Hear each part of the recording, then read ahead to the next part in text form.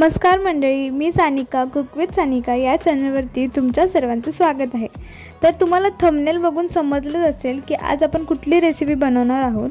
तर आज आपण पनीर मसाला ही रेसिपी बनवणार आहोत। ही एकदम अशी धाबा स्टाईल बनते। तुम्ही एकदा घरी नक्की ट्राय करून बघा आणि कशी टेस्ट लागते मला कमेंट करून नक्की सांगा।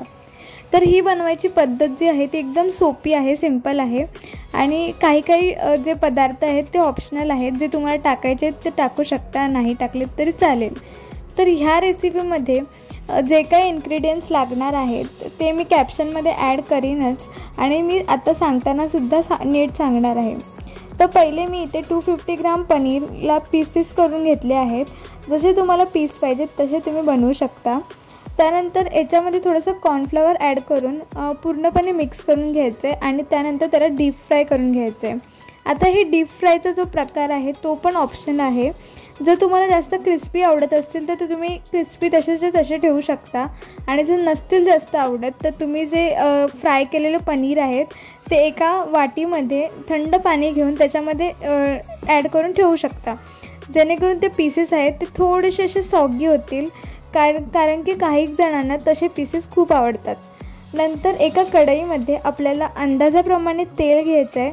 तरी मी इथे 2 पळी तेल घेतलं आहे आणि त्यामध्ये लाल तिखट आणि सगळे खडे मसाले ॲड करून घ्यायचे आहेत। लाल तिखट वगैरे तुमच्या अंदाजाने ॲड करा, जेवढे तुम्हाला तिखट किंवा जेवढं तुम्हाला तुमच्या प्रमाणात बसतं तेवढं तुम्ही ॲड करा।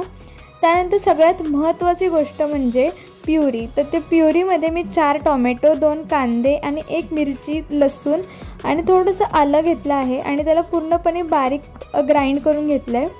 त्यानंतर हा जो आपण प्युरीचा जो ग्रेव्ही बनवली आहे ती त्याच्या कढईमध्ये मसाल्यांमध्ये ॲड करून घ्यायची आणि प्रॉपरली त्याला तेल सुटेपर्यंत मिक्स करून घ्यायचं आहे। नंतर एका वाटीमध्ये वाटीभर दही घेऊन त्याच्यामध्ये सगळे मसाले ॲड करून 1 चमचाभर पनीर मसाला ॲड करायचा आहे आणि तो पूर्णपणे मिक्स करून आपण ज्या कढईमध्ये सगळे मसाले ॲड केलेले आहेत ते ॲड करून घ्यायचे आहे। जेणेकरून आता हे जे दही वगैरेचं मिश्रण आहे ते प्रॉपरली मिक्स करून घ्या आणि ह्याला जोपर्यंत प्रॉपर असं शिजत नाही तोपर्यंत त्याला मिक्स करत राहा आणि याचा जो पूर्ण उग्रसपणा आहे तो प्रॉपरली गेल्यानंतरच तुम्ही याच्यामध्ये पनीर ॲड करा। आणि पहिले पनीर ॲड करायच्या आधी याच्यामध्ये आपण चवीनुसार मीठ ॲड करणार आहोत। त्यानंतरच पनीरचे पीसेस ॲड करायचे आहेत। नंतर कसुरी मेथीने ॲट द एंड सगळं मिक्स करून घ्या आणि जर तुम्हाला पनीर मसाला अजून ॲड करायचा असेल तर तोही तुम्ही ॲड करू शकता।